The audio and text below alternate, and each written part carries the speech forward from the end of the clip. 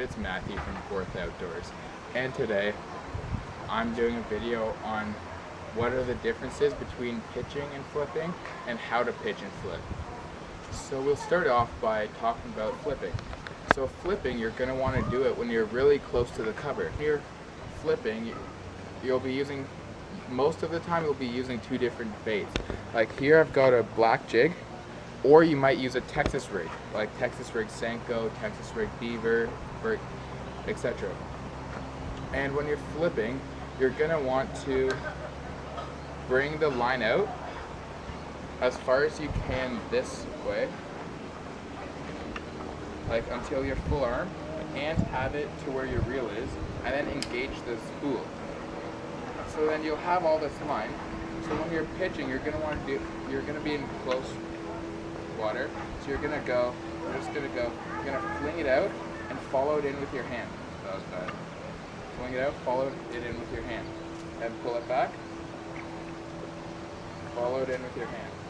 Pull it back, follow it in with your hand. And when you're doing this, you're never gonna touch the reel or engage the spool because you're relying all on your hand and your line. Here are some examples of flipping. So sometimes if you're really close, you're gonna maybe want to just do that much, and you don't have to fully do the whole distance. And then you can go out to the full distance.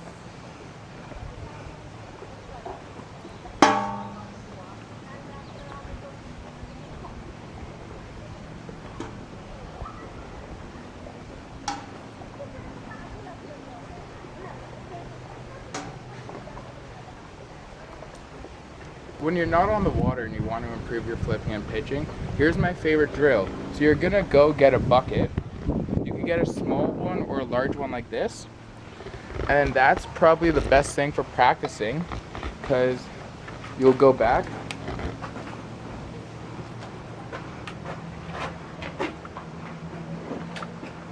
And you'll just go and practice aiming into it.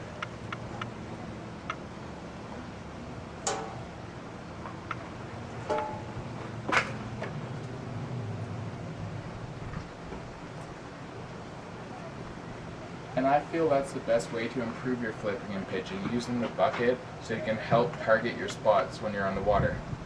When you're pitching, you can go shallow. Like some people, even if they're shallow, they'll feel more comfortable pitching than flipping. But usually you use pitching when you're farther away from a target, when you can't get as close in clear water or it's too shallow. So that's when you'll use pitching. So when you're starting, you have to have your bait down to where your reel is. That's the best way to start because it'll be the easiest when you actually go and pitch. And then, so you have it here, then you'll engage the spool and you bring your rod tip down, and it's going to be a pendulum effect. So you bring your rod tip down and you're just going to swing it out and have your rod tip end high. So then you bring it down, pendulum, and your rod and your wrist will do all their action. So look at the flick of the wrist. So you just bring it down and flick your wrist up. And again, when you're doing this, you should get a bucket, and it's the best way to practice. So you bring it down,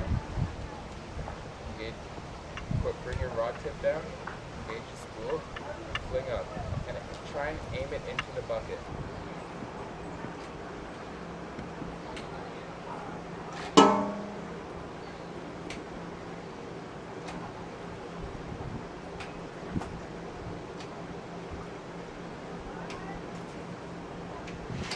So when you're pitching, if you get really good at this, the faster way to pitch is you don't even have to grab the bait every time you go out. So if you're a beginner, you should go out, and when you reel it in, grab the bait again, bring it down, and go. But as you get more advanced in this is how I like to do it. Once you get more accurate, you can do it without touching the bait. So you'll pitch it out, and when you reel it back in, you'll just swing your bait in, put your rod tip down, and go out again. Okay.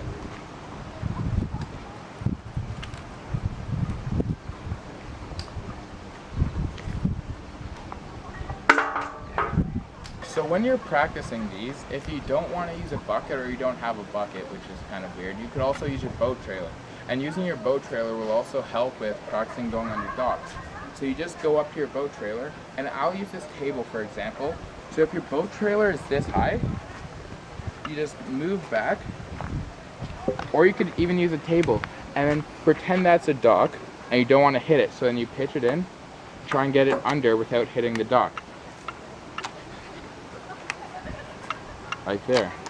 So you just want to practice doing this and practice not hitting the dock or boat trailer or table or whatever you want to call it. And you could use the sides if you're using a table and pretend those are the posts of the dock. So you can go, try and get as close to the posts as you can. So like the video if you like this technique, and if you want me to do more, comment more techniques you want me to do, because I can do any of them. And yeah, thank you guys for watching. Check out all my other videos, go subscribe, turn on my post notifications, and have a good day. Peace.